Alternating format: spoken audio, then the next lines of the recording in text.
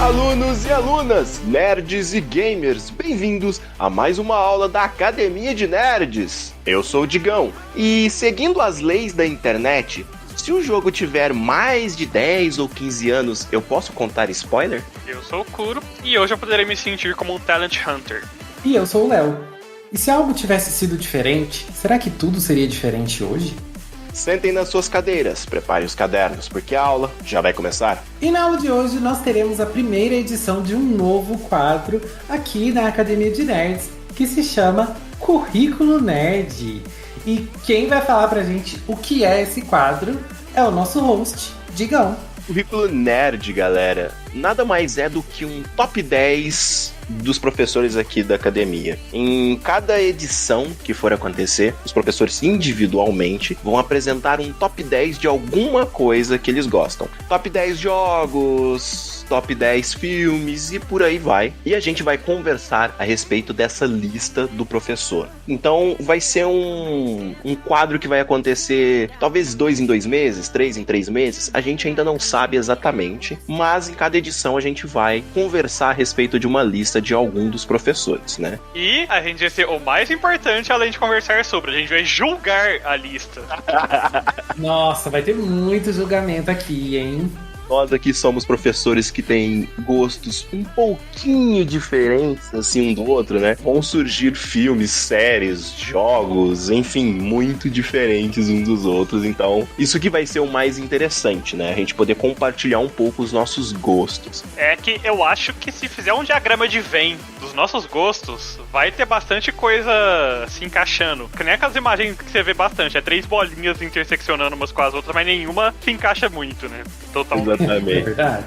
Eu acho que a gente tem alguns gostos muito assim, gêneros que gosta, mas quando pega assim o jogo específico que cada um gosta, às vezes um vai pra direita, outro vai pra esquerda, assim, mas de repente lá na frente volta, é engraçado. Mas vai ser divertido. Mas antes da gente começar, vamos falar da galerinha que tá comentando nos nossos posts lá no Instagram. A gente teve 2 mensagens lá. A Lari, que você adora, Léo, comentou na postagem do cast do Loki, né? Ela escreveu Loki lá, mandou umas caretinhas de coraçõezinhos, né? E a Ediclênia também, não perco nenhum, com certeza são os melhores. Olha só, nós somos os melhores pra alguém. Que é isso, hein? Olha só. Muito obrigado, meninas. Mas depois de ler os comentários, vamos então inaugurar o Currículo Nerd, onde hoje eu vou falar pra vocês a lista dos meus 10 jogos favoritos. O que será que vem aí?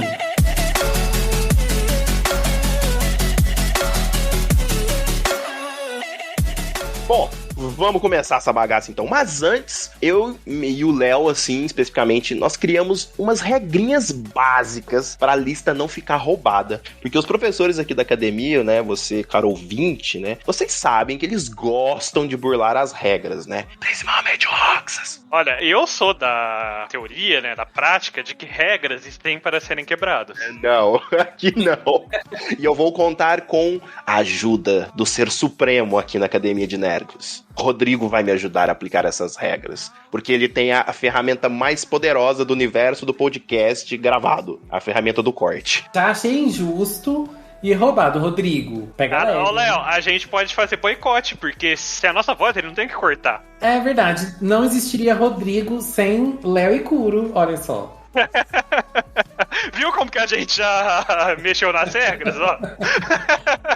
Ai, Já na cara dura. argumentos. Né? Mas vamos lá. A primeira coisa é, não se pode agrupar franquias ou jogos. Como assim? Se você vai colocar um jogo no terceiro lugar, é só um jogo. Você não pode colocar FIFA 12, Final Fantasy 7 e Harry Potter juntos em uma posição.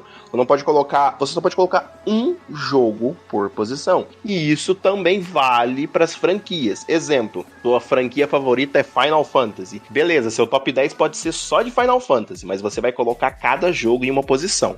E se sobrar, azar o teu de ter uma franquia com 200 jogos. E não vale menção honrosa, que é a coisa que tá muito complicado mais fazemos aqui. Nossa, que difícil, gente. Você vai ficar duas semanas fazendo uma lista. Isso daí é complicado. É por isso que de um currículo nerd pro outro tem tantos meses, que já é pra se preparar. Então, dessa postagem pra lá, Kuro já vai se preparando, porque ele sabe que ele vai demorar pra fazer o top 10 dele. Olha, a bicha lançou a braba. Né? Relaxa. Lembrando que você pode argumentar, né? Tipo assim, você vai falar de um jogo, de uma franquia. Você pode argumentar que você gosta da franquia, isso não é problema. Mas você não pode fazer menção colocando os outros jogos ali, né? Seria mais ou menos tal lugar, não. Você pode contar a sua historinha, mas você não pode encaixar muitos jogos ali. É um jogo por posição. Dito isso, vamos começar então. E claro, para dar aquele suspense, né, de uma lista de top 10... eu vou falar do 10º jogo, né, pra frente, né? Então, bora lá. O meu 10º jogo favorito de todos os tempos é Uncharted 2.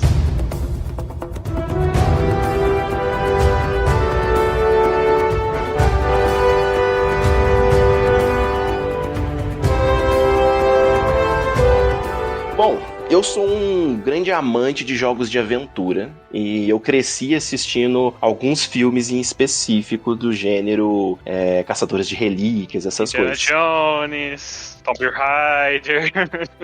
E na época que eu jogava, principalmente o Play 1, Tomb Raider era um jogo bem difícil pra mim, porque na época eu era meio burro, meio besta, sei lá. Era noob. Eu jogava mais em locadora do que quando eu tive um Play 1 mesmo. Mas eu sempre gostei bastante do gênero, né? Principalmente quando eu aprendi a jogar. Eu jogava muito no Play 2. Eu comprei o meu Play 3 já muito no fim da geração. Se eu não tô enganado, era 2010 ou 2011. E os dois primeiros jogos que eu joguei foi Uncharted 1 e o 2. Só que no 2... foi aonde eu vi poder gráfico, aquelas cenas absurdas. É até hoje na série Uncharted o meu jogo favorito, né? Ele é sensacional, assim, tipo, já começa com uma cena marcante, né? Que é você subindo no trem, assim, que descarrilhou, e ele tá desabando, então tem aquelas cenas bem absurdas de filme, assim, mesmo, sabe? Eu acho, assim, que ele meio que resgatou um pouco esse gênero Indiana Jones /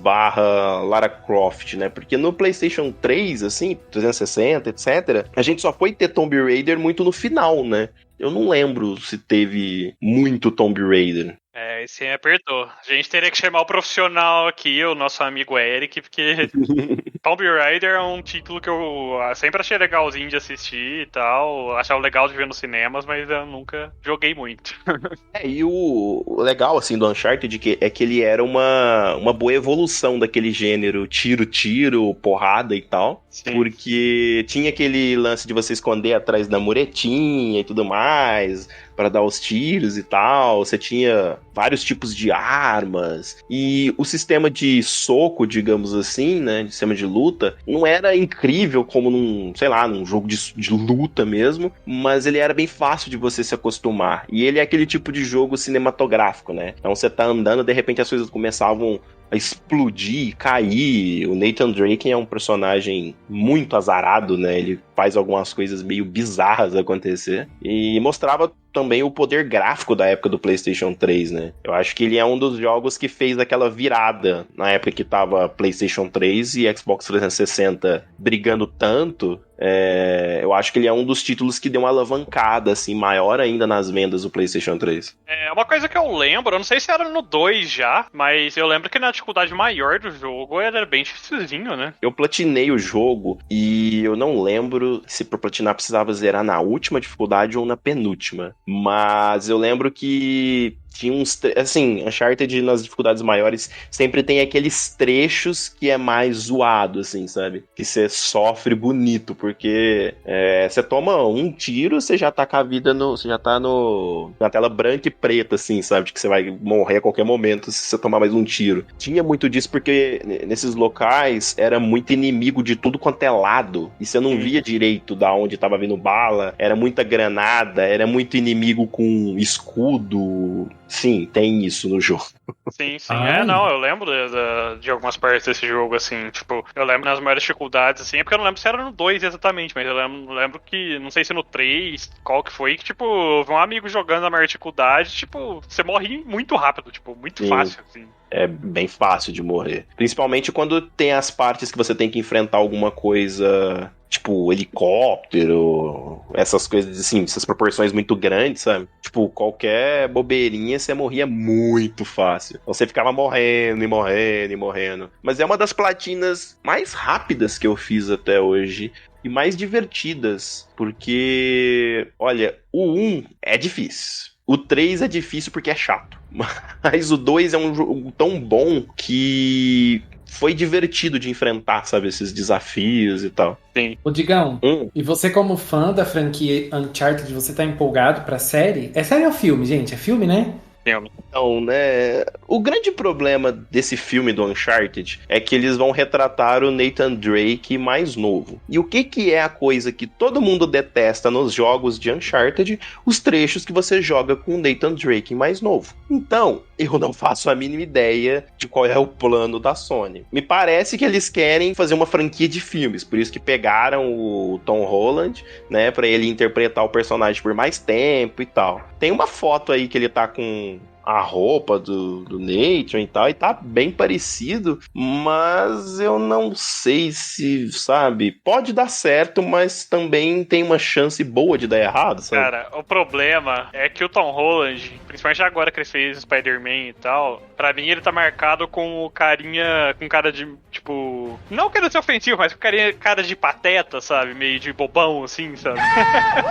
Por causa do jeitão que ele atua como o Peter. Então, tipo, quero ver que tipo de atuação que ele vai trazer pra esse Nathan Drake. Assim, o Nathan Drake, ele é um personagem bem engraçado e tal, mas eu não sei se no estilo do humor dele. Então, exato. Tipo, não sei se o Nathan Drake, ele faz umas piadas, né, aquele personagem tal, mas eu não sei se vai combinar tanto o tipo de atuação que o Tom Holland vai entregar com a personalidade do Nathan Drake, né? Mas vamos ver, né? Tem que esperar o filme sair pra descobrir, porque tantas vezes que a gente critica, né, acha que não vai dar certo e no final fica muito bom, né? Então... pode surpreender, né, gente? Tomara, né, porque... Ó, vou falar uma coisa pra vocês. Se tem uma coisa que eu não conheço, que eu não sei nem o que falar, é esse jogo aí. Porque eu acho que eu nunca nem vi alguém jogando, assim, Uncharted, sabe? Por um bom tempo, assim. Eu vi, sei lá, uns 5, 10 minutos. Não sei a história, não conheço, não... Eu sei que é mais ou menos o mesmo estilo de Tomb Raider. Aí, Digão, eu quero te fazer uma pergunta, assim, relevantíssima. No primeiro Tomb Raider que saiu pro PS3, PS4, aquele... reboot, né, que teve. Sim. A Lara toma dano, e aí assim, você sai correndo dos bichos, você fica um tempinho parado, regenera. O Uncharted é assim também? É a mesma coisa. Ai, que tudo. Jogos de aventura, eu acho, assim, nesse estilo, é tudo desse jeito, basicamente. É o estilo de vida de FPS que a gente fala. COD é desse jeito, você tá lá dando tiro, aí você volta e recupera e tal. E, inclusive, Tomb Raider tem bastante coisa de Uncharted, sabe? Esse, da versão de PlayStation 3, PlayStation 4 e tal. Ele tem bastante coisa, assim, só algumas coisas que foram meio próprias deles, assim, tipo... por exemplo, no Uncharted, as mortes do Drake, né? Sempre tem alguém que fica gritando assim: Nathan, não! E aí em Tomb Raider eles resolveram fazer aquelas mortes bizarras, né? Onde a Lara, né, morre de umas formas que você até solta o controle, você fala: meu Deus, desculpa, me perdoa, não queria, né? Mas a Larinha sofre nesse reboot, hein? Nossa, gente... Olha, mas assim, esse negócio de regenerar eu amei. Pra mim, assim, foi maravilhoso, porque você pode tomar um daninho, assim, que você não fica tão desesperado. É só você achar um lugar pra descansar. Então eu gostei. Se um dia eu quiser jogar Uncharted, ó, eu vou poder jogar. Não é um jogo muito difícil, não. O normal ali é uma coisa mais simples. Na dificuldade assim. normal é mais tranquilo.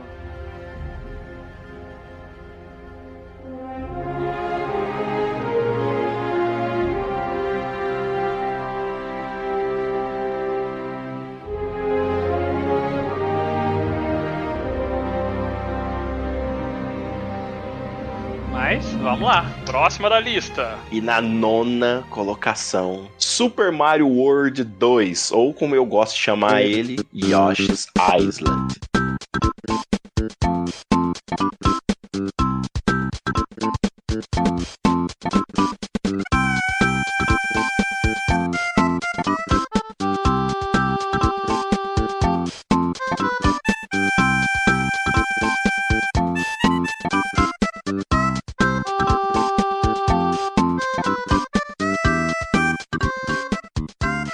Cara, esse é um clássico do Super Nintendo. Eu tinha essa fita original. Eu ganhei ela de presente do meu pai quando eu tinha 5 ou 6 anos. E esse jogo, ele é, até hoje, lindíssimo, maravilhoso de se jogar, uma história bonitinha e tem uma das trilhas sonoras mais marcantes assim na minha cabeça, inclusive o choro do Mario. Ele tem um estilo de arte tão bonito, mas tão bonito, que até hoje esse jogo é muito perfeitinho, né? Você jogando ele ali numa televisão de tubo, obviamente, né? Você tem um jogo ali lindíssimo, mas muito bonito mesmo. As fases, elas são muito, muito legais. E Yoshi Island tem um negócio legal pra mim, assim, né? Porque foi a primeira vez que eu, como criança, me senti esperto. Me senti inteligente num jogo. Eu era muito pequeno, eu não vou lembrar a idade, mas eu tinha menos de 8 anos, sabe? E tem uma fase que tem uma planta que mergulha, assim, e ela fica grandona, super forte, e você tem que acertar na ferida dela pra dar dano. Só que eu era uma criança noob e não manjava disso. Então eu tava lá jogando os ovinhos nela e eu nunca passava a fase, nunca terminava de matar esse boss. E por um acaso do dia, uma vez eu joguei assim, o ovinho bateu de quina num negócio e voltou e acertou ela lá e deu dano, né? E eu percebi que era ali. E aí eu passei o boss rapidinho. Aquilo foi mágico pra mim, porque eu me senti muito burro. E depois eu fiquei, nossa, eu descobri sozinho e tal. Porque, bom, vocês lembram, né, que na época a gente não tinha, quer dizer, tinha internet, mas praticamente ninguém tinha internet. Quem tinha computador, que era muito caro na época, era mais raro ainda de se ter internet, né? Porque pra você ter internet, ocupava linha de telefone, era caro, então... pra gente descobrir esses segredos, ou era na raça, ou era nas revistas. E normalmente, o dinheiro que a gente tinha, a gente usava para alugar os jogos, né? Então, nem sempre a gente comprava essas revistas para ver esses guias, e você tinha que comprar a edição certa. Então, era meio difícil de acompanhar esses guias. E descobrir isso sozinho foi mágico para mim. Eu achei que ia estar mais pra cima do seu top 10 esse jogo, pelo tanto que você fala dele sempre. Eu acho que só naquele no cast já deve ter comentado esse jogo umas 3, 4 vezes. Então eu esperava que ele tá no seu top 3, provavelmente, assim. Mas realmente é um jogo que é bem bonito, assim, até hoje ele é bem bonitinho por causa do traçado desenhadinho dele, né? Sabe, não envelhece com o tempo, porque não depende daqueles efeitos 3D, tecnologia de ponta e tal. Não, são coisas desenhadas. É o mesmo estilo, por exemplo, do Hollow Knight. Eu acho que é um bom exemplo. É o tipo de jogo que... O Hollow Knight é um tipo de jogo que também, daqui 10 anos, você vai estar olhando pro jogo e vai falar, cara, esse jogo ainda é bonito pra caramba. Exatamente. Não envelheceu nem um pouco, sabe? Talvez em questão de resolução, é claro, se o cara estiver jogando numa televisão 12K lá daqui 10 anos. Não, aí não tem jeito. Mas esticar o negócio até onde... então, exato. Mais. Mas, assim, não fica feio, sabe, os gráficos, assim, não que nem um 3D tipo Final Fantasy VII. Você pegou o originalzão hoje em dia, você ri. Porque com certeza. Os braços é 3 bolotinhas formam os braços do personagem. E é engraçado isso que o Digão falou, né? De você tá jogando e tal, e tentando assim, e de repente você descobre como faz pra passar daquele chefe. Porque eu também tive essa experiência com o Yoshi's Island. Esse também é um jogo que eu adoro. Eu também amo o estilo artístico, meu Deus, aquela coisa meio giz de cera, né? Eu acho lindo demais. Então, esse jogo eu nunca zerei ele quando eu era mais novo e também não peguei pra jogar quando eu fiquei mais velho. Mas eu lembro que quando eu era mais novo eu alugava pra jogar, né? Tipo, eu não chegava a zerar, mas eu gostava bastante. Eu achava muito legal o jogo. Ele tem uma historinha mó bonitinha, assim. O final dele é mó bonitinho. Porque quando você começa a jogar, você não sabe exatamente por que você tá fazendo toda aquela caminhada dos Yoshis, né? Mas quando você zera, é muito bonitinho de ver quem você vai resgatar, né? O jogo, ele tem uma certa dificuldade. Ele não é tão difícil, ele tem uns puzzles, né, assim, pra alguns chefes, assim, você tem que ter uma certa estratégia pra matar e tal, mas ele em si não é tão difícil assim, só que ele tem algumas coisas que você pode fazer nas fases, né, alguns desafios que tem dentro das fases, assim, que você vai fazendo nos mundos, pra pegar os girassóis, pra pegar as moedas vermelhas. Ai, gente, é muito legal. Nossa, eu lembro que eu ficava horas e horas depois de zerar, assim, sabe? Tentando fazer esses desafios, porque pra mim era muito difícil essa parte dos desafios. Mas era muito legal, era uma coisa gostosa de fazer. Eu acho que ele é talvez um dos que melhor assim, jogos de plataforma que eu já joguei, e ele envelheceu muito bem porque a jogabilidade dele, principalmente pra época, é uma jogabilidade muito mais suave. Eu acho ele mais suave de jogar do que o Super Mario World, né? E o que eu gostava muito no jogo é que você tinha como se fossem uns minigames dentro do jogo, assim, pra pegar moeda ou pra pegar esses girassóis que o Léo tá falando, etc. Que, vamos supor, quando você pegava a estrela, não era o Yoshi que ficava super, era o Mario que saía do Yoshi e saía correndo super, podia passar dos Nossa, é spins e tal. verdade. O Yoshi Nossa, muito virava legal. submarino, helicóptero, ele virava muitas coisas. E cada pedaço da ilha ou cada mapa você ia trocando de Yoshi. E, cara, era muito legal. E não tem como não falar da trilha sonora de Yoshi Island.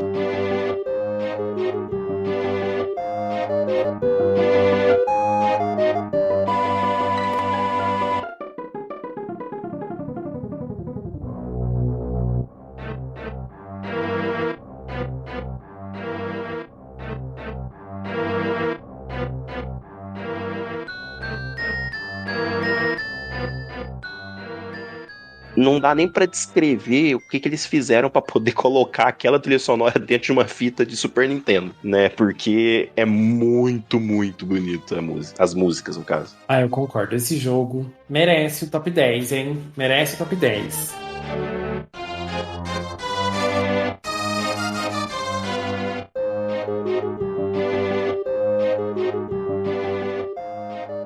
Mas, continuando a minha lista, tem um aqui que eu acho que nenhum de vocês vai recordar, então vou ser até breve com ele, e é a 8ª posição, que pra mim é With Your Destiny, ou como eu chamava, WYD.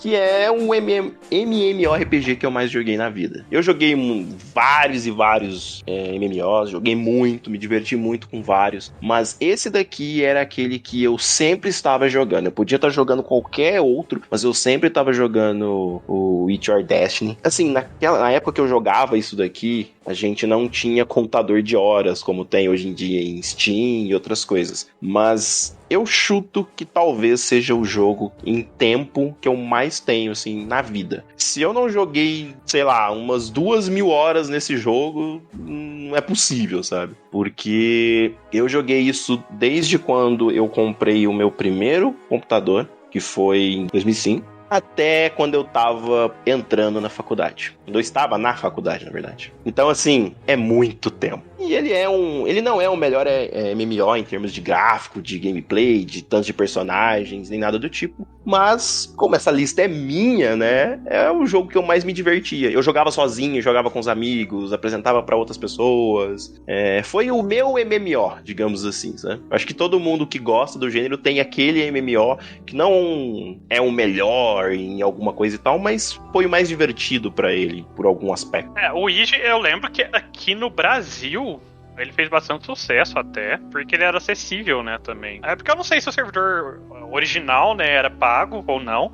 Não, era de graça. Era de graça também, né? Então, eu lembro que muita gente jogava, tinha em muita lan house tinha instalado, então a galera toda jogava. Era da época da Game, cara. Eu nem lembro se a Game morreu ou não. Eu, pessoalmente, nunca joguei muito. Eu comecei a jogar umas 2 vezes, mas joguei, tipo, 2 dias, assim, parava. Mas eu tinha muito amigo que jogava o Weed também. Conhecia muita gente que jogava o Weed, e aqui no Brasil ele fez bastante sucesso até. Diria que, assim, em relação a MMO, naqueles anos de 2005, assim, até 2010, provavelmente tá aí fácil entre os top 5 de MMO mais famosos aqui no Brasil. Sim, fácil. Cara, a galera quando vai mencionar MMOs, na maioria das vezes não menciona, mas eu lembro que ele era muito forte. Era tipo assim, você entrava naquela época que os PCzão, nossa, né? Tipo, dava aquela lagadona assim, né? Porque era muita gente. Nossa, bons tempos.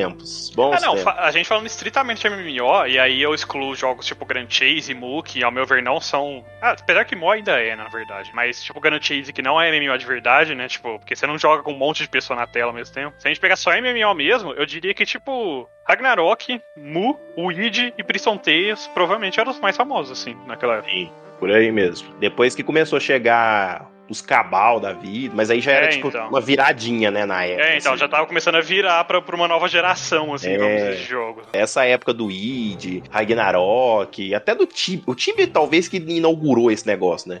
Aqui no Brasil, eu acho que o Tibia não chegou a ser tão... Tipo, tinha uma comunidade, mas não chegou a ser tão forte que nem o resto, porque eu acho que até por causa do in-game, né, como que você dependia de conversar com os NPC lá, tinha todas aquelas coisinhas também, e os gráficos, querendo ou não, convenhamos, nunca foram muito o chamativo do... Nunca foi, então, eu acho que aqui no Brasil não foi tão forte quanto o resto, né, mas o RuneScape, por exemplo, já foi, né. Nossa, o Davi, um amigo meu e do Curo, fez faculdade com a gente, eu lembro que o Davi jogava esse negócio até, sei lá, 2015, 2016, o Davi jogando esse negócio. Eu ficava, meu amigo... Né. Mas o Ouija eu infelizmente nunca joguei, mas é um que eu tive um contato, assim, indireto, porque eu conhecia muita gente que jogava, e parece ser divertido o jogo até também. É porque na época eu acho que eu já jogava outro MMO, Ragnarok, não sei o que eu tava jogando na época, e aí eu acabei não... Tipo, porque convenhamos, é foda você ter tempo pra jogar 2 MMO, né? Nossa, não, é muito difícil, muito difícil. Então, mas era um jogo que sempre pareceu legalzinho quando eu via a galera jogando. 2000 anos depois. Gente, eu nunca ouvi falar desse jogo. Não faço a mínima ideia do que vocês estão falando. Que naquela época eu já tava trabalhando, era moço trabalhador. Nessa época você já, né, tava concluindo a faculdade, nem tinha tempo mais pra essas coisas, não. Mas tinha Nossa, tempo. eu nunca deixei de jogar, gente. Tava lá eu no Grand Chase, provavelmente, nessa época, não sei. Pior que agora se for em Grand Chase, provavelmente era o que eu tava jogando na época. Grand Chase, exatamente. Porque eu joguei Ragnarok até 2004, mais ou menos, assim, no servidor BR mesmo. Depois eu continuei jogando em servidores privados e tudo mais uns anos. E aí comecei a jogar principalmente Grand Chase nessa época, lá pra 2005, 2006. Então, provavelmente era o que eu tava jogando, que eu não joguei muito Witch. Faz um tempinho bom. Faz.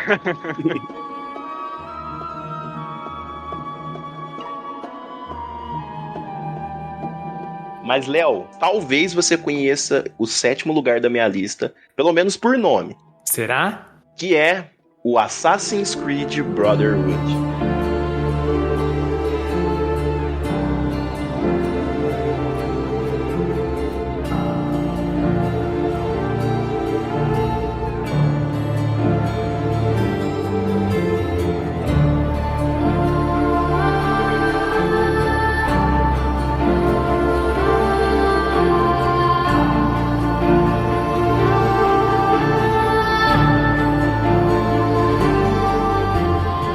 Bom, a essa altura do campeonato, a gente não precisa dizer que eu sou fã da franquia Assassin's Creed, né? Nessa altura. Assassin's Creed Brotherhood, pra mim, foi a melhor experiência que a gente teve na franquia. A gente teve uma evolução gritante do 2 pra ele. A galera gosta de considerar ele como uma DLC do 2, mas não é verdade, porque ele tem uma duração bem honesta, bem boa, assim.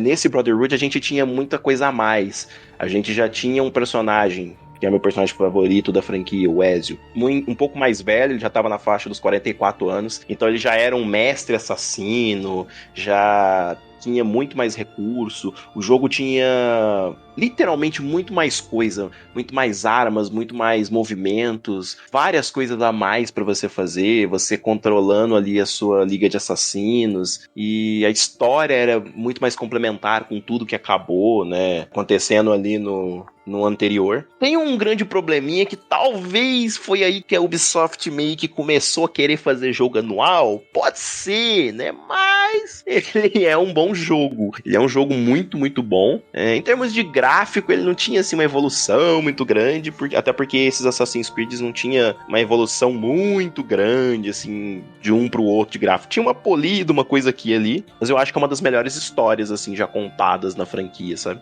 Assassin's Creed é engraçado porque é uma série que eu joguei o primeiro jogo, só que eu achava ele muito cansativo de jogar. Porque é literalmente... O jogo, na época que ele saiu, ele era, tipo... Nossa, foda pra caramba. Porque os gráficos do jogo eram muito bons, sabe? E a gameplay dele no começo do jogo é legal também, né? É diferentona pra época, né? Era muito bom. Só que a gameplay vai chegar num ponto da história que você literalmente tá fazendo a mesma coisa de novo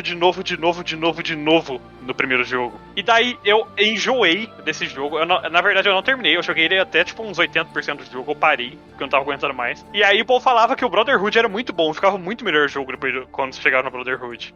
A série, né? A franquia. Aí eu ficava naquela cabeça dura de, nossa, um dia eu vou terminar o primeiro, daí eu começo a jogar o resto da franquia. Não, eu quero terminar o primeiro antes de começar de seguir com a franquia, né? Ficava nessa cabeça dura, assim. E acabou que agora tem 1 milhão de jogos. E agora eu já vira outra desculpa, né? Porque basicamente agora eu fico, cara, já tem jogo demais, eu não vou dar conta de entrar nessa franquia. Mas...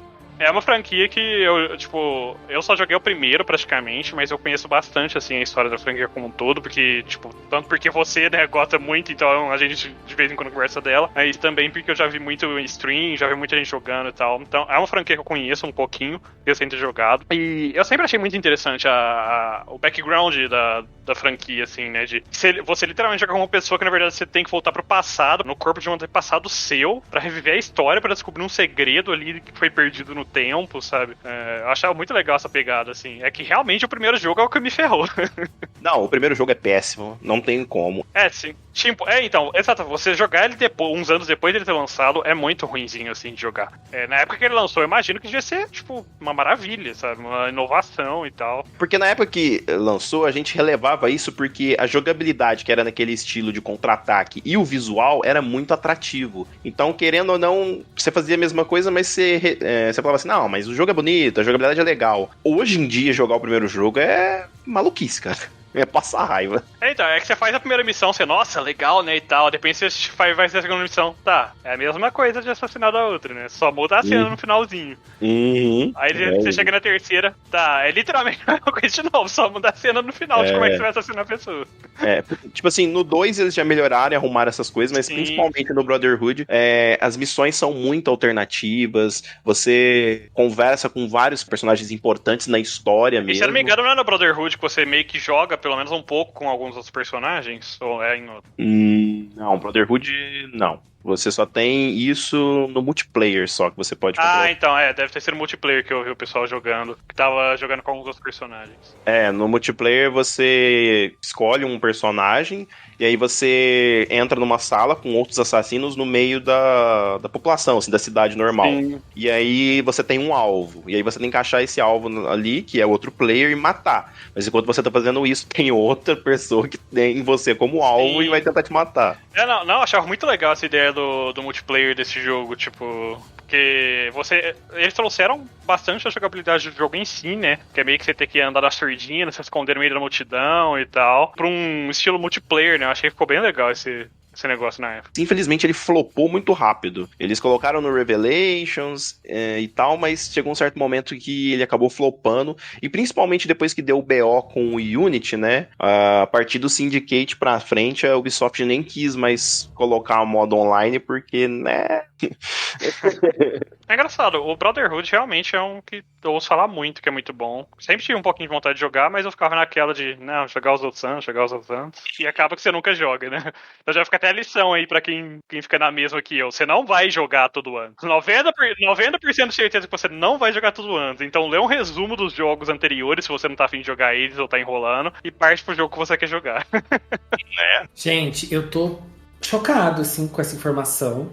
Porque assim, ó, eu penso no Digão, eu penso em Batman. Mas eu penso em Digão Gamer, eu penso em Assassin's Creed. Eu achei que seria um top 3, entendeu? Uma coisa assim, né? Falei, Assassin's Creed vai barbarizar o top do Digão, gente, certeza. Vai ter uns 2 jogos. Conforme o top for subindo, você vai ver, você vai entender, Léo, você vai entender.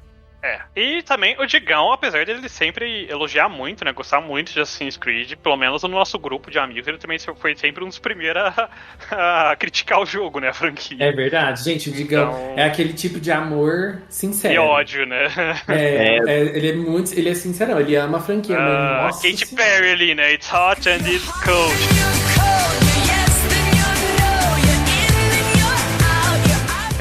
É verdade. Amor maior do que ter ido no cinema pra assistir o filme da franquia e ter passado raiva? Não tem, gente. Nossa, tem filme, né? Legal. Vamos fazer um cast sobre o filme? Vamos, minha nota é 0. Não, tem que dar uma nota justa, digamos. É verdade, não vai fazer o Roxas, não. Então é 10.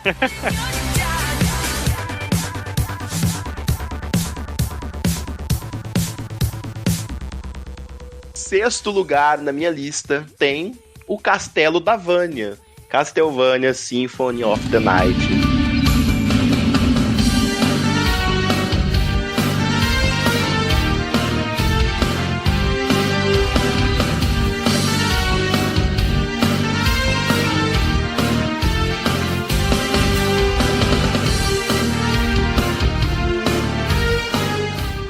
com certeza é um dos melhores jogos do PlayStation 1. Ele tem aí os remaster, relançamento pra tudo que vocês puderem imaginar na vida. É muito simples, né? Eu acho que quando a gente fala de Castlevania, talvez seja o Castlevania mais lembrado, né, de toda a franquia, mas ele que, junto com o Metroid, Metroid tinha inaugurado lá atrás, mas ele meio que deu uma ampliada e criou o gênero Metroidvania, né? É que literalmente, pra quem não sabe, é literalmente a junção dos nomes dos dois jogos, né? Metroid e Castlevania. Já não tá óbvio. Né? Que é aquele gênero do leve trás. O mapa inteiro tá aberto, entre aspas, você pode ir pra onde você quiser, mas vários locais você só vai conseguir acessar se você conseguir um certo item, uma certa habilidade. Então você fica indo e voltando o tempo inteiro no jogo. Você levantou esse ponto e eu vou dar esse saque. Você levantou a bola, eu vou dar esse saque. Vou até falar alguma coisa que pode ou não ser polêmica. Eu diria que esses jogos são mais open world do que muitos jogos se consideram open world aqui hoje em dia. Com certeza. Olha! Totalmente. Lançou a braba. Vocês estão lançando as brabas hoje. Não, com certeza. A aula polêmica.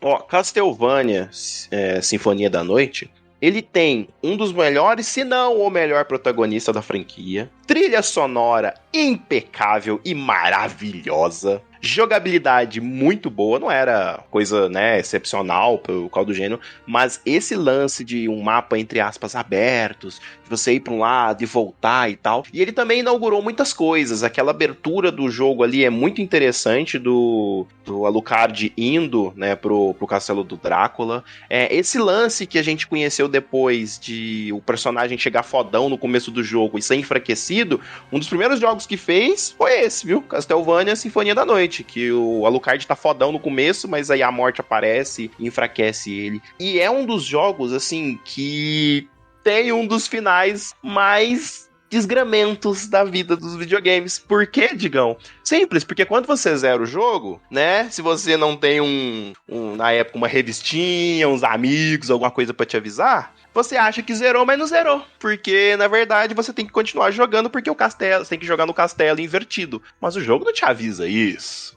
né? Então é um daqueles jogos que você zera achando que zerou, mas não zerou e tem que zerar de novo. É um jogo que tem muitas e muitas coisas, momentos incríveis, e é um tipo de jogo que vocês sabem que eu gosto muito, e é o tipo de jogo de mundão aberto, mundão entre aspas aberto, e você tem muitas horas naquilo, você tem que fazer muita coisa, principalmente se você for querer ficar com tudo possível, né? Uma dúvida, Digão. Você chegou a jogar aquele sucessor espiritual, entre aspas, desses Castlevanias aí mais antigos, que é aquele Bloodstained lá? Eu vi o jogo, achei muito interessante e fiquei esperando uma boa promoção que não veio, né? Eu queria jogar, mas pra tampar o sol com a peneira eu joguei Guacamelee, o 1 e tô jogando 2 até. E são bons Metroidvanias na sua essência e tal, mas eu acho que eles pecam na história, sabe? A história de Castlevania é muito foda, sabe? Não tem jeito de você não ficar animado com o protagonista e tal. As falas são muito marcantes, os boss são muito marcantes, e nesse jogo eles é mais levado pra aquele humor, sabe? Então, sim, é um bom jogo, mas pra mim não se equiparou nem um pouco a Castlevania. Eu quero jogar esse que você falou, mas eu tô esperando aquela promoçãozinha. Sim. 40 então, porque ele basicamente não, né? Ele é pelo mesmo produtor, né, dos Castlevanias, ele saiu da empresa lá do Konami na época e fez o Kickstart pra esse projeto depois que ele ouviu do sucesso do Kickstart do Mighty No. 9, né? Apesar que foi sucesso só no Kickstarter, né, o Mighty No. 9, porque de resto não.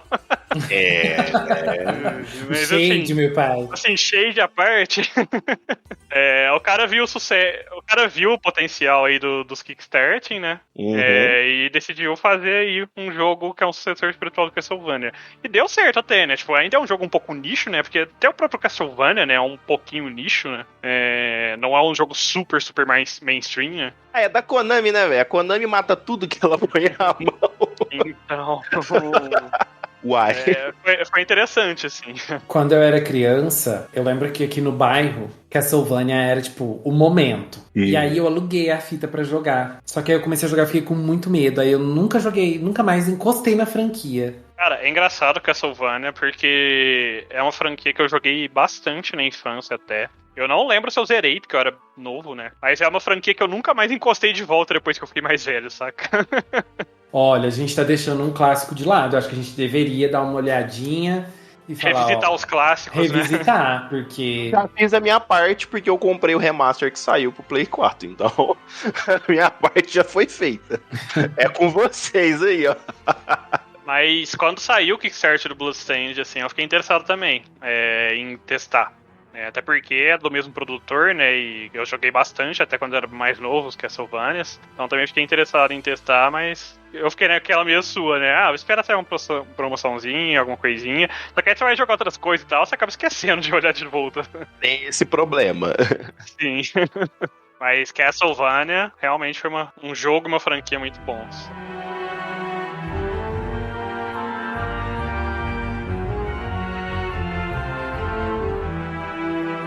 Bom, e continuando a minha lista, em quinto lugar, temos aqui o melhor Final Fantasy de todos os tempos. É óbvio que é o Final Fantasy Tactics, porque nesse ponto a gente partilha do mesmo gosto. Bate aqui, é nóis!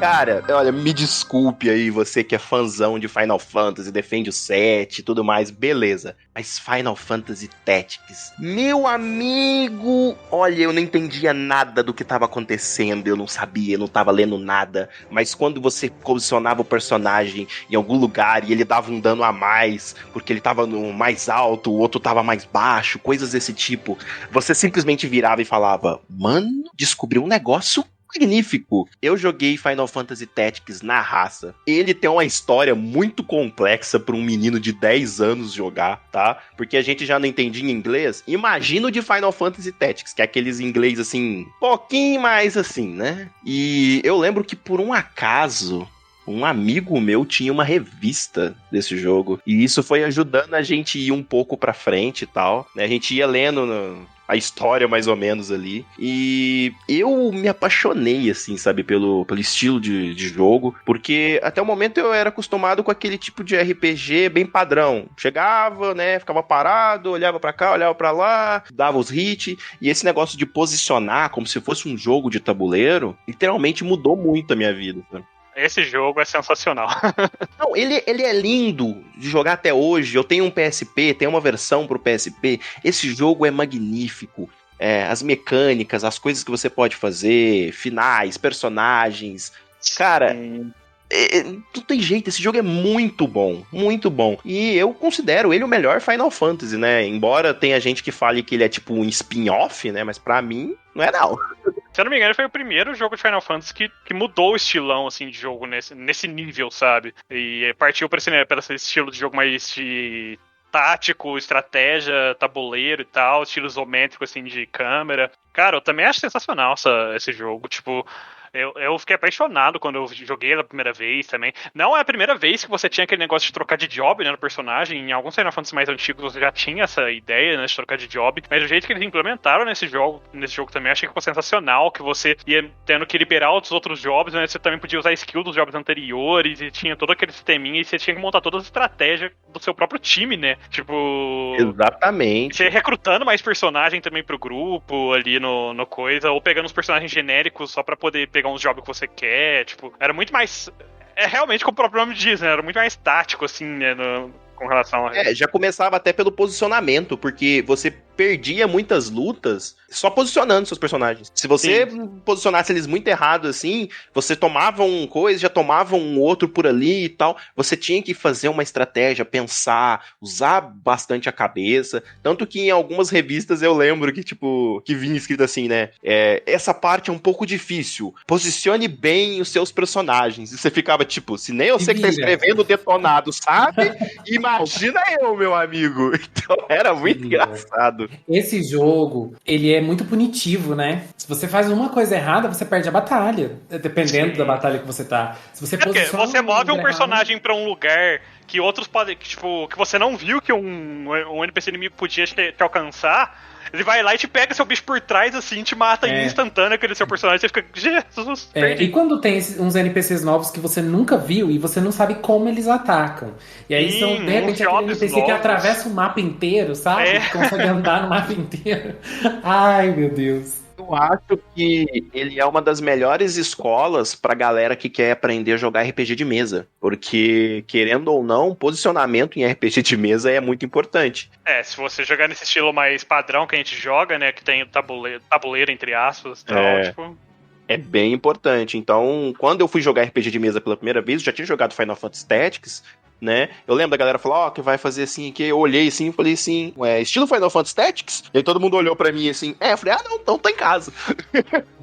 E esse jogo, acho que foi o primeiro Final Fantasy que eu joguei meio que mais a sério, assim, sabe? Eu já entendi um pouco de inglês na época e tal, então eu tentava meio que jogar mais sério, sabe? Tentando entender as intrincácias do jogo, assim, né? Tipo, então tem que tacar de lado, tem mais chance de sucesso, tipo, dou mais dano, usar tal magia dá mais dano nesse mob, nesse negócio, tipo, eu posso roubar a arma desse personagem específico aqui, que essa arma dele é aquela arma única do jogo, sabe? Tinha todas essas coisinhas, sabe? Que eu lembro que tinha, por exemplo, tinha uma espada lá que era Blood Sword, um negócio assim, que só tinha como conseguir ela roubando de um dos boss. Você tinha que trazer um Tiff, né, pro estágio, porque ela era a única no jogo, ela era muito forte, porque quando você atacava, você recuperava vida, né, quando você dava o ataque. Então ela era muito forte, você tinha que roubar do boss, tipo. E tinha uns easter eggs também, né, que você tinha que conseguir o Cloud no grupo, umas coisinhas assim.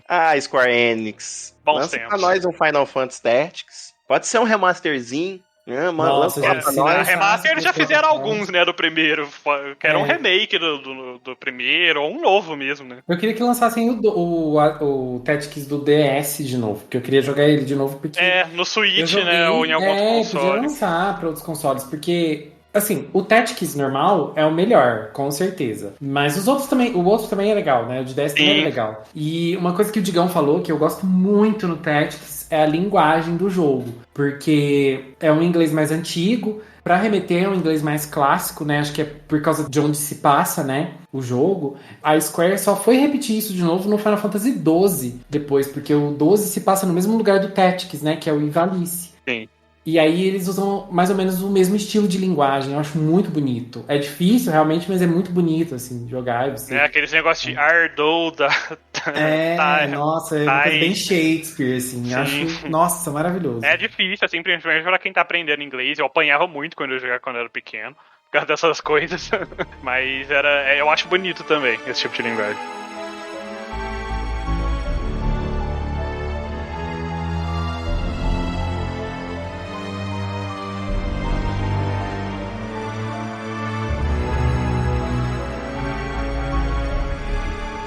Mas, pra não decepcionar você, Léo, o quarto lugar da minha lista é Batman Arkham City.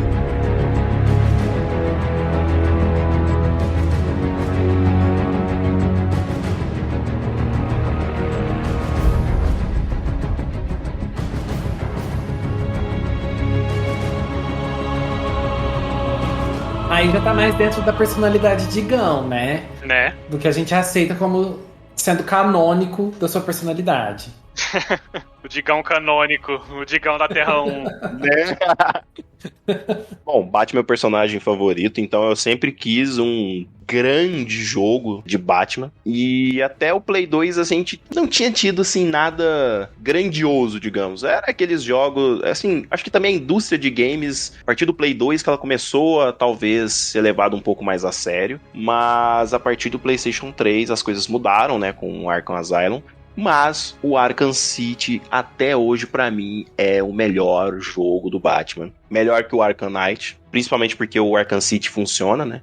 Ele era um jogo que tudo nele funcionava muito bem. Ele era um jogo que o combate tinha sido elevado para um nível muito mais interessante, então ele tinha mais combos, você podia contra-atacar 2 personagens de uma só vez, você tinha uma história incrível com um final bombástico. É uma experiência muito única e você percebe muito ali do personagem Batman na história, como é a moral dele, digamos assim. Era um jogo muito maior, então era um mapa praticamente do tamanho de uma cidade, ou menor, porque era um distrito ali de Gotham City. Você tinha missões secundárias, então tinha aquele lance que eu falei de um jogo de mundo aberto, você vai pra onde você quiser, você pode fazer a quest principal agora ou ir para secundárias. Tinha o combate do Batman, que, né, coisa que ele lançou no Arkham Asylum, que é utilizado nos jogos até hoje. Você tinha ali o lance de ser tipo um predador, de pegar os personagens na surdina, como o Batman mesmo. E o lance de você ser um detetive, né? Inclusive tem uma curiosidade sobre esse jogo. Foi o primeiro jogo que eu fiz pré-venda na minha vida. Olha só, informação assim, quentíssima. E eu tenho esse jogo no PlayStation 3, no PC com todas as DLCs, e eu tenho ele no PlayStation 4, que é o jogo que eu tô jogando no momento pra platinar, que eu comprei ele de novo. Então, acho que eu não preciso dizer mais do que isso, né? Eu já zerei e fiz todos os desafios que tinha pra fazer no PC, já fiz isso no PS3, e vou fazer isso de novo no PS4. É Batman, cara. É Batman, entendeu? É isso, o argumento é esse. Cara, Batman, eu acho que, apesar dos muitos defeitos, principalmente que os últimos jogos tiveram, né, eu acho que é um jogo que, de certa forma, revolucionou também um pouco a indústria, né, por causa do estilo de combate que ele trouxe, né. Foi nesse ou foi em um anterior que ele trouxe esse estilo? Foi no Asylum, né. Ele trouxe um estilão de combate bem diferente, assim, que muitas outras empresas começaram a meio que copiar até certo ponto, né, o estilo de combate. O jogo do Homem-Aranha usa esse estilo de combate, o Mad Max. Exato. Como é que chama aquele do Senhor dos Anéis? Mordor, Shadow of Mordor, isso mesmo. Tudo é evolução daquilo, sabe? Não sei se dá pra dizer que é um gênero de luta, mas é um estilo de luta que eles inauguraram que fez muito sucesso, né? Então, e... Querendo ou não, é jogo do Batman, né? Tipo, tu carrega o peso aí do manto do morcegão aí e vai vender. Porque, né? É Batman. A minha única reclamação que eu tenho com esse jogo é que a versão de PlayStation 4, eles terceirizaram a empresa que ia lançar. Então, a versão fluida que eu disse pra vocês é a versão de PC e a versão de PlayStation 3. A versão de PlayStation 4, embora o console seja mais poderoso, ela laga. Você tem problemas de desempenho no jogo. Então, se você for comprar o Batman Arkham City ali pro PlayStation 4, tenha isso em mente, que você pode ter problemas de desempenho, se você tiver o Fat ou o Slim. Isso aí sempre acontece, né? Eles adoram terceirizar pra fazer os port, os remaster. E aí é 880. A gente vê aí um exemplo, Warcraft ali recente da Blizzard, né, que recebeu muita crítica por causa da remaster. Parece que agora estão acertando com o Diablo, né? Até o momento parece que tá indo muito bem, né? Vamos ver, se aprenderam a lição. Tomara, viu? Porque, olha, eu até ia comprar aquele Warcraft, mas... Eu também. Depois, quando lançou e começou aqueles reviews, tudo falando mal, falei, tô de boa. Vou guardar meu dinheirinho. Mas então, e o Batman... Eu lembro que ele também teve muito problema no PC, né? Não sei qual dos jogos teve que deu bastante problema no PC, né? O último Batman, o Batman Arkham Knight, ele saiu todo cagado. Eu vou resumir o nível da merda que era o Batman Arkham Knight no PC, exclusivamente. A Steam inaugurou aquele lance de você ter seu dinheiro de volta graças a Batman Arkham Knight. Porque ela teve que tirar o jogo da loja. Ele tava talvez pior do que Cyberpunk. Ou se não, no mesmo nível. O jogo crashava, lagava, queda de desempenho, você não conseguia fazer certas coisas. Credo, gente, como assim? A versão de PC era muito ruim. Muito ruim. E não dependia muito do seu PC. Eu acho uma coisa que muita gente não sabe, assim, é que muitos jogos, apesar de todo jogo ser feito num PC, né, ser feito no computador, eles são feitos utilizando uma engine, né, um motor de desenvolvimento feito para criar jogo para console, na maioria das vezes. Daí, muitas vezes não são feitos pensando no lançamento do PC. Hoje em dia tem mudado mais isso, né, mas principalmente antigamente. Daí, eles faziam naquele motor, né, de desenvolvimento para fazer o jogo pro console, e depois eles tinham que fazer o port, basicamente, do jogo pro PC. Só que aí muitos jogos já faziam isso no lançamento, né? Pra já lançar no PC também. Só que o que eu imagino que fez, eles fizeram uns port, né? Nas pressas, na correria, pra lançar no PC junto e ficou uma porcaria, provavelmente. Não. O jogo até hoje não é 100% na versão de PC. E isso atrapalhou muito o jogo, porque despencou vendas, a galera depois não quis comprar, então... Exatamente. Hoje em dia, muita empresa já tá fazendo os jogos pensando que vai lançar pro PC também, então eles já fazem umas coisas mais, sabe, certinhas, né? E isso nem faz tanto tempo, porque foi em 2015, 6 anos e tal, mas, né, isso mudou bastante o pensamento, e, tipo, eu comprei o Batman Arkham Knight na pré-venda também. Eu não tive problemas de desempenho no PlayStation 4, pelo contrário, eu não tive nenhum problema de bug, nada do tipo, mas também teve uma galerinha que teve algum probleminha ou outro, mas no PC era injogável, sabe? Então, foda, né? Sim.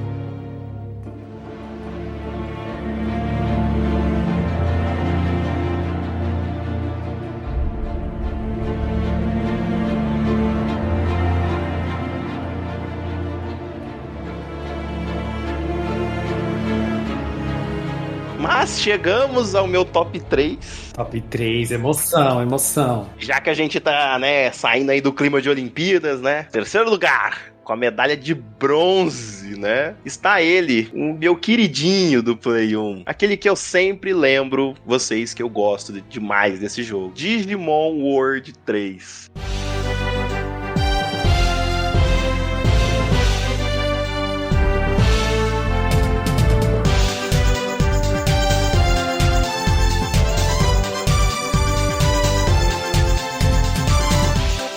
Eu acho, antes de posso falar mais nada, eu acho que esse foi a maior surpresa pra mim, porque eu achei que esse jogo seria seu top 1.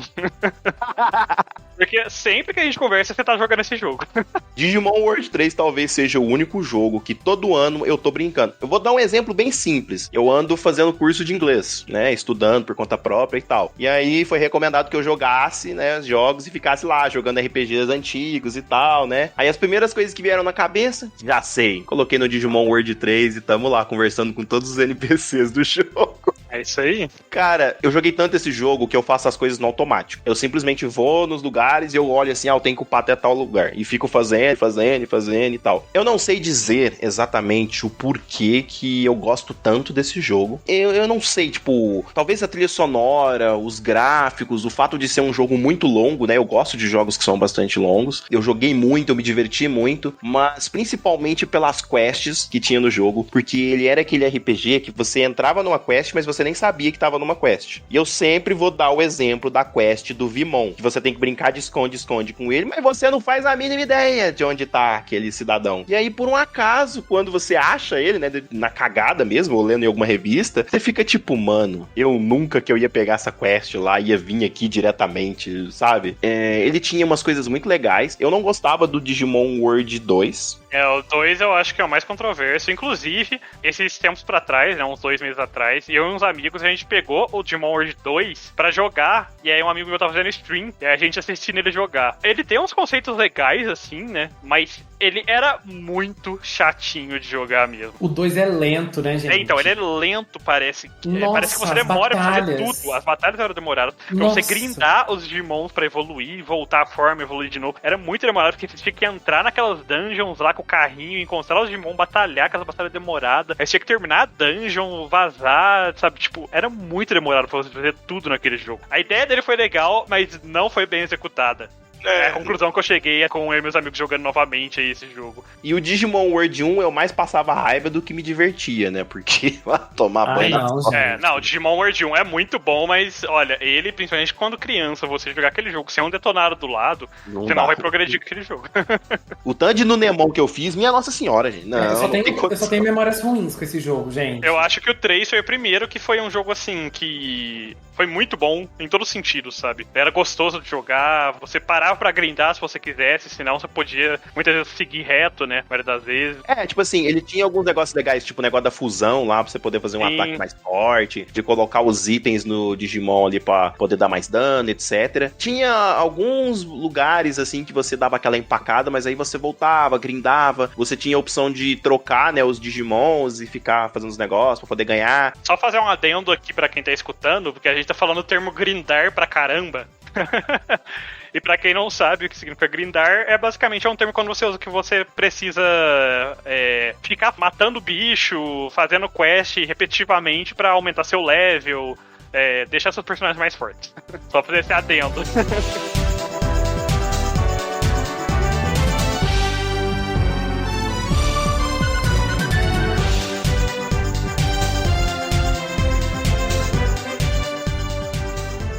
naquela época a gente tinha todas as táticas, né? Porque ele tinha um negócio de treinamento. Então você ia no Leomon, né? Pro seu Digimon ir treinando, e aí ele ganhava uns pontos lá pra você distribuir, ficava mais forte, né? E nessa época, esse treinamento aí, ele era sortido. Então o que acontecia? O seu personagem podia errar os 3, acertar 1, acertar 2 ou acertar os 3. O que a gente fazia? Porque o negócio de treinamento normalmente era do lado de um save. Você ia, executava. Se acertasse os 3, você ia lá e salvava. Se não, você ia lá e voltava. Isso aí, tem um termo pra isso, muito famoso, que é save scum, que é você ficar dando load pra conseguir o objetivo, o resultado que você quer.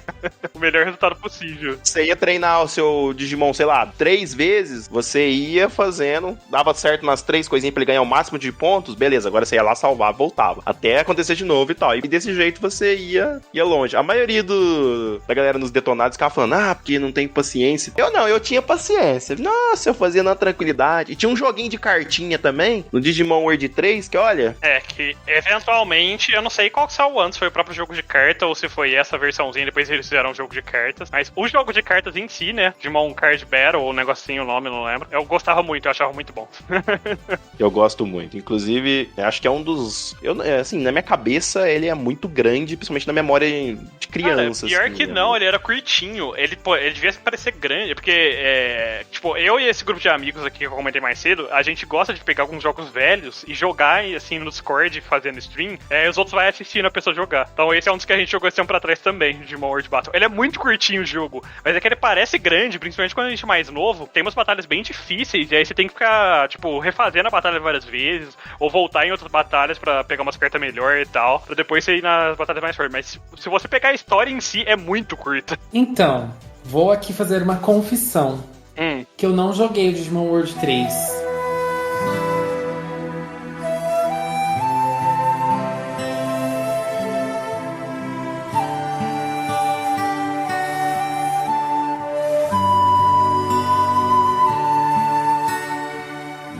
Você é burro, cara, que loucura. Como você é burro, que coisa absurda. Olha, que vergonha. Assim, eu joguei muito o 2. 2 eu fui longe, mas o 3 eu não joguei. Mas assim, é que na época, assim, né, eu era adolescente, eu não sabia, né, tipo... Léo. Eu não sabia da existência deles. Léo, adolescente, Léo. Eu era adolescente, eu lembro que eu tava no colegial. Não tava no colegial, não. Tava, acho que na 8ª, 7ª série. Aí eu lembro que eu fui na casa de um amigo meu. Seu nariz. Que é verdade. E aí... Não tava nada. Porque eu lembro direitinho, eu fui na casa de um amigo meu e a gente não conseguia passar da primeira parte do World 2, porque era em japonês, né? E a gente não conseguia passar da primeira parte desse jogo. E aí depois a gente descobriu, ficou super feliz, tal. Mas aí depois, tipo assim, eu nunca achei o 3 pra vender nas barraquinhas da vida, sabe? Então pra mim ele não existia. Então eu nunca tive a oportunidade, assim, de jogar. Porém, eu conheço uma pessoa, assim, que panfleta esse jogo o tempo inteiro. É justamente o Digão, então... Eu lembro bastante. Muito mesmo.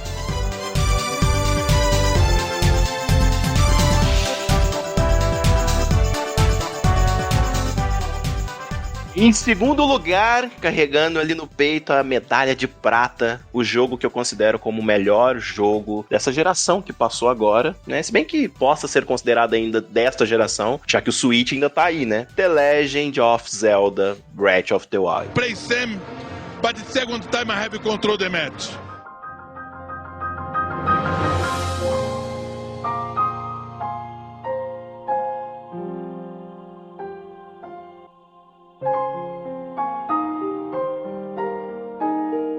Eu não dava nada por esse jogo. Eu realmente só tinha vontade de jogar e tal. Não só você, eu também, porque eu lembro que nós dois discutíamos muito sobre quando a gente viu o teaser e o release do jogo inicial, a gente ficava, gente, esse jogo não parece muito legal, sabe? Parece ser bom, mas não justifica jogo do ano, né? A gente ficava discutindo, tipo... Cara, que belo tapa na minha cara, viu? Na minha também.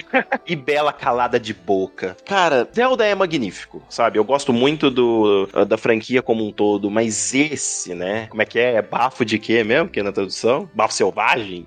Isso. Bafo Selvagem é, sem sombra de dúvidas, um dos jogos, assim, que mais tem coisa pra você fazer, mais te dá liberdade. Você tem acesso a um número bizarro de armas, de quests pra fazer, de coisas. E o jogo te desafia a pensar. E eu acho isso uma das coisas mais incríveis dessa geração. Como assim? Se você quer ir na região fria do mapa, pela lógica você tem que pegar a armadura que é mais quente, né? Aquelas roupas de frio e tal. Sim. Só que, se você tiver uma arma de fogo ou pegar uma tocha, tá fazendo calor. Então você pode ir, porque você vai conseguir. E isso parece simples, mas é uma coisa que a maioria dos jogos não faz. Então, por exemplo, se você chega na área vulcanosa do jogo, se você tiver com armas de madeira, começa a pegar fogo. E são vários detalhes assim que faz com que esse jogo seja assim brilhante. Você pode simplesmente pegar e ir direto pro boss. Você é livre pra fazer o que você quiser. Você pode se fortificar. Quando você tá fazendo os puzzles, que são nas shrines, tem várias vezes que você tem que usar aquele controle de movimento, que eu acho um belo pé no saco de ficar balançando e tal, pra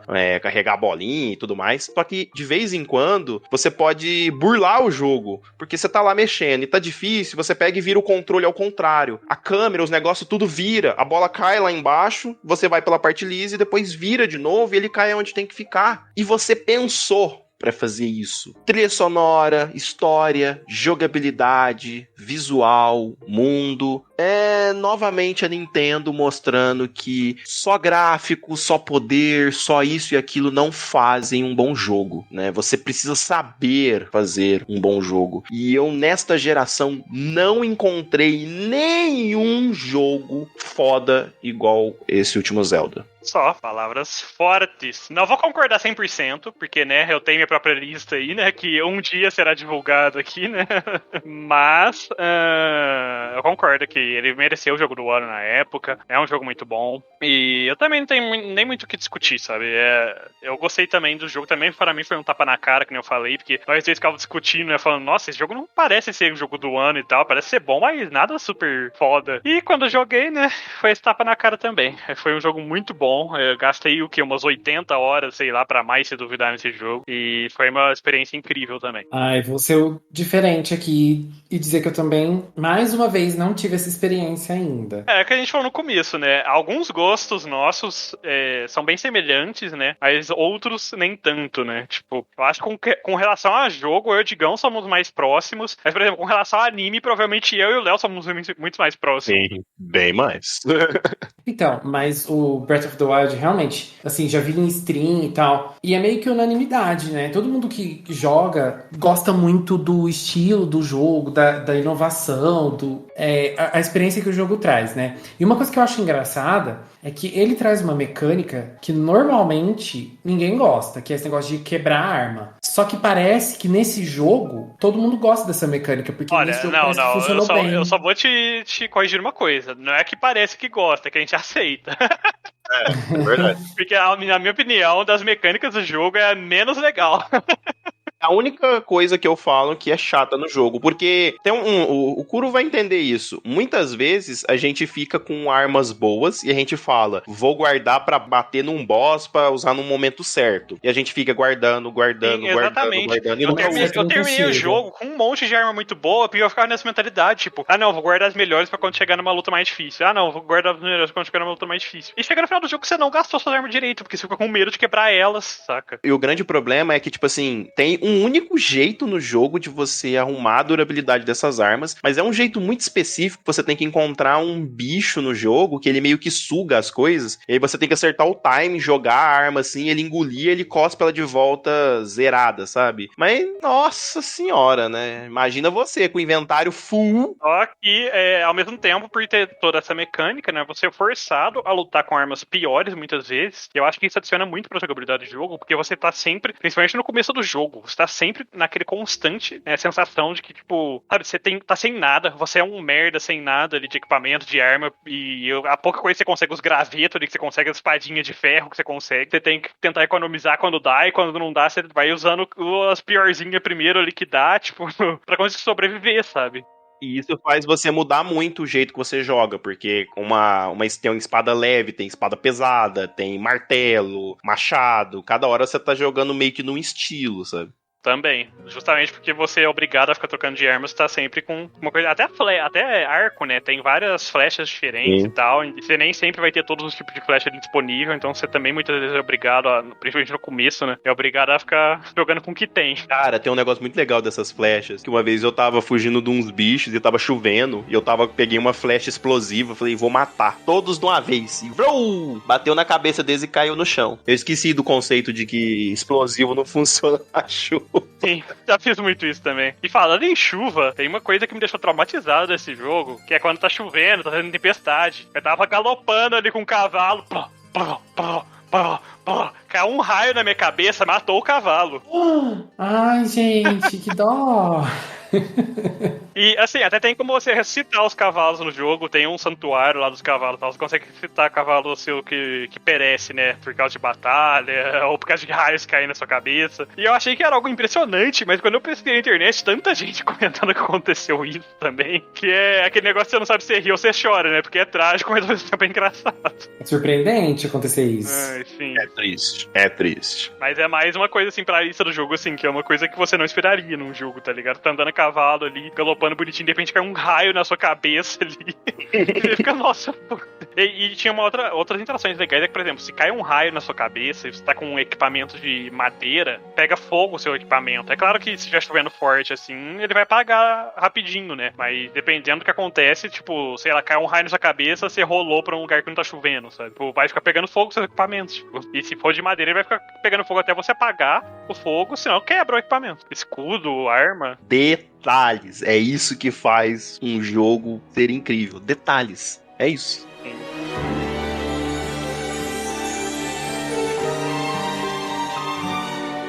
Tá na hora do top 1 do primeiro, medalha de ouro. Quem vem aí? Eu acho que a gente já mencionou muito esse jogo aqui. Tem uma história bem engraçada a respeito de como eu joguei esse jogo pela primeira vez. Mas o meu jogo, assim, supremo, o jogo que até hoje eu acho ele o melhor jogo de todos os tempos, e que ao contrário dos outros, eu só queria que lançasse um remasterzinho mesmo. Não mexe, tá bonito desse jeito. Só dá uma melhoradinha no visual, não mexe na história, não faz remake, não precisa porque meu coração não aguenta. É Chrono Trigger.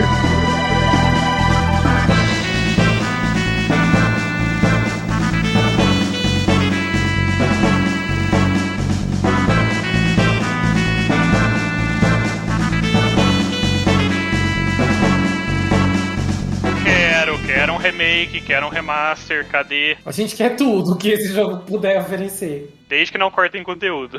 Chrono Trigger tem o quê? 26 anos. Sim, eu tava na esperança de que o ano passado, né, completando 25 anos, ia sair alguma coisa do jogo. Nem que fosse um anúncio tipo, tão fazendo, saca? Não rolou não, viu? Pois é. O que acontece é que, tipo, imaginem que vocês têm, sei lá, 10, 9 anos de idade. Curi estudou na mesma escola que eu, mas eu estudava no Caetano Petraglia, tinha uma locadora na esquina. Então, sexta-feira era dia de alugar um joguinho tranquilo. E naquela época você não tinha tanto acesso, assim, você não conhecia todos os jogos do planeta Terra, não tinha internet em casa e tal. Cheguei eu na locadora, tá a capa de um jogo, eu olho pra um personagem e falo, É o Goku. caramba, é o Goku numa nova transformação, porque olha este cabelo. Peguei o jogo e aluguei. Cheguei em casa, não era o Goku.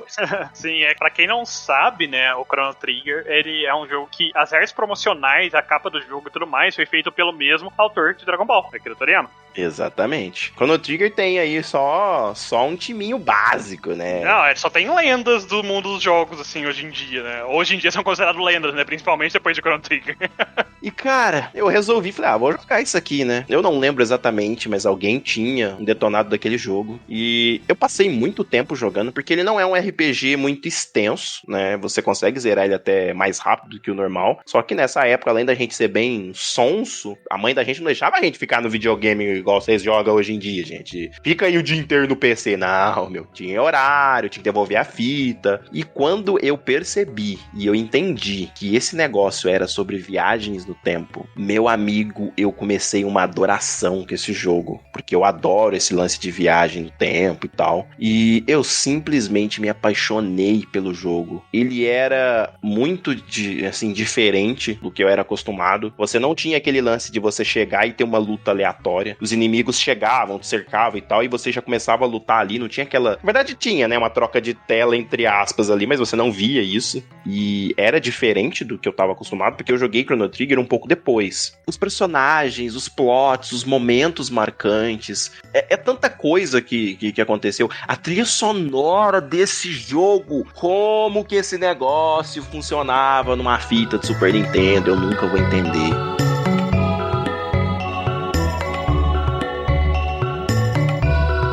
A trilha sonora parecia que ela mexia com a gente conforme as coisas estavam acontecendo, mas de uma forma muito mágica. Eu gosto muito mais desse conceito de viagem no tempo, que altera as coisas daquela linha assim. Ai, Vingadores Ultimato, não tinha na época, tá? Não tinha Ultimato e eu gosto mais assim, me respeita. E tem várias coisas desse jogo que são marcantes, mas aquela cena, depois que você faz a missão do robô, acho que o Kuro lembra, que fica em volta da fogueira, sabe?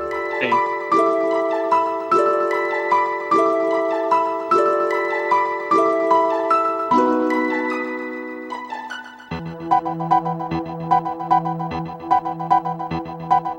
Cara, aquele momento, ele é... Tipo assim, eu como criança, eu entendi o que de fato estava acontecendo. E eu ficava, meu Deus! Que incrível! Então... Era pra mim uma mistura. Ele é uma mistura de RPG com ficção científica e eu adoro isso. Pra mim é sensacional. E ele tem um dos momentos mais... puta que pariu que eu já tive num jogo. É um jogo de 26 anos atrás, então vai ter um grande spoiler aqui, que é o momento que o Crono morre. E eu fiquei esperando ele voltar ali, né? Eu fiquei, não, tá tranquilo. É. Não tá tranquilo, ele morreu, gente.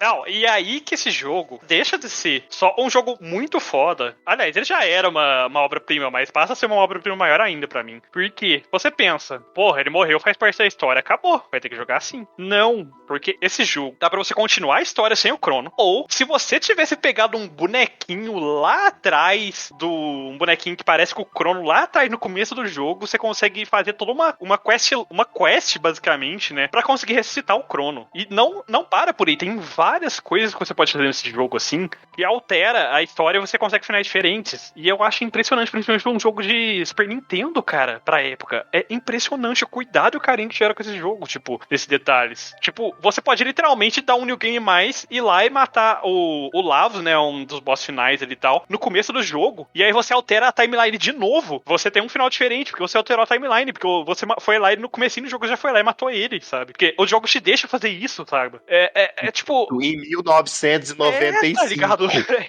muito foda. É que nem falou, a quest do robô ali, tipo, é uma das coisas mais marcantes pra mim, da minha infância, é aquela cena, aquela quest que você faz do robô. Porque você pode deixar o robô no passado, porque tem uma área ali do jogo, no mapa, que é, tipo, totalmente deflorestada, né, destruída. Você pode basicamente levar o robô no passado, deixar ele lá cultivando plantinhas por 500 anos, aí você volta no futuro, ele reflorestou aquela área. E muda em partes a história, muda alguns acontecimentos ali da região também e tal. Vai ter NPCs que não tinha, tipo, e vice-versa. É muito impressionante isso. Eu acho isso muito foda. Esse jogo, ele tem uma tensão, assim, muito grande à história, né? Ao conteúdo de história, assim, da narrativa. Na minha opinião, é o ponto mais alto dele. Sim. A narrativa dele, assim. Eu não consigo dizer se o ponto mais alto é isso aí, Léo, ou se é a trilha sonora. Porque os dois, assim, nossa, são é verdade. impecáveis. A trilha sonora também.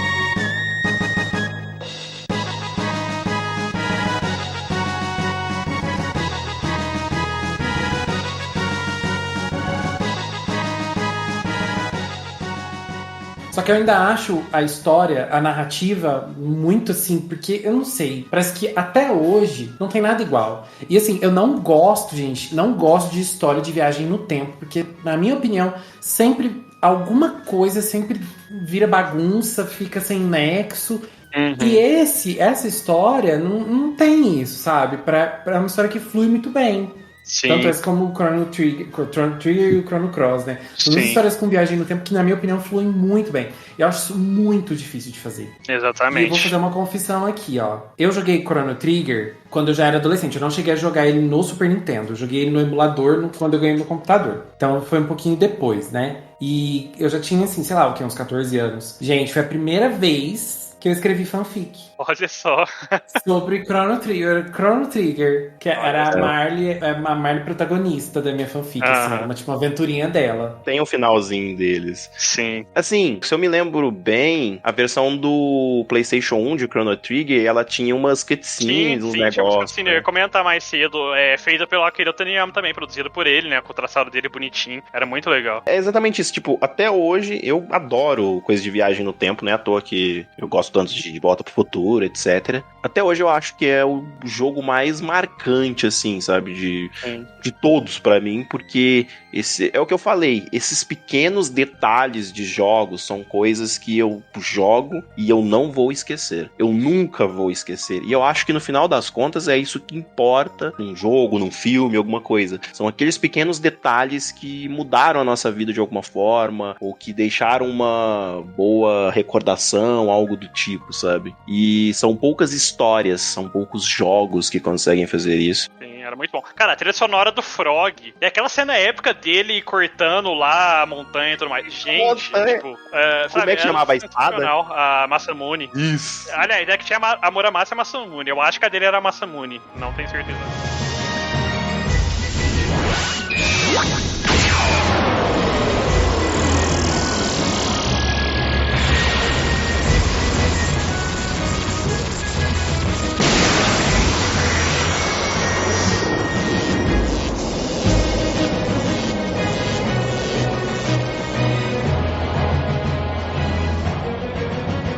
Cara, aquele jogo é sensacional, é uma obra de arte, tipo, se você não jogou e gosta de RPGs e tal, tipo, cara, só joga, tá ligado?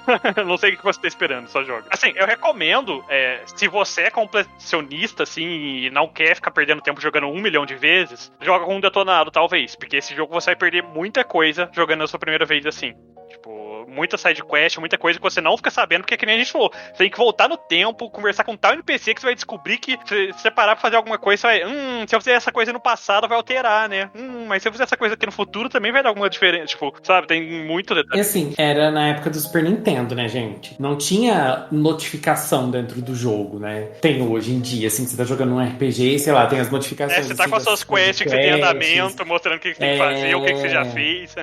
Não tem nada disso. Então, às vezes o melhor é jogar assim com o detonado do lado pra você aproveitar tudo, né? Sim. Exatamente. Se é um estilo de jogo que você gosta, né? Se você gostar de jogar sem nada, joga sem nada, que também vai ser uma experiência perfeita. Sim, eu já vou até dar um spoiler se um dia a gente chegar na minha lista de currículo de jogos também. O Chrono Trigger também vai estar no top 3, ele no mínimo na minha lista. E tipo, não é à toa, se você pegar até meu nick nos jogos, antigamente quando eu comecei a jogar online, meu nick era Chrono Trigger. Eu usava de tanto que eu gostava do jogo. E aí depois eu fui adaptando pra uma coisa mais minha, né? Mas... depois você virou Chronos Legends. Depois hoje em dia eu uso Chrono Sul na maioria dos lugares, mas tipo, começou por causa de Chrono Trigger. Sensacional. O que eu posso dizer é, joguem. Vale totalmente a pena. 26 anos depois, e a gente ainda tá aqui falando, se não for o melhor RPG de todos os tempos, é um dos melhores RPGs de todos os tempos. Então, vale total a pena.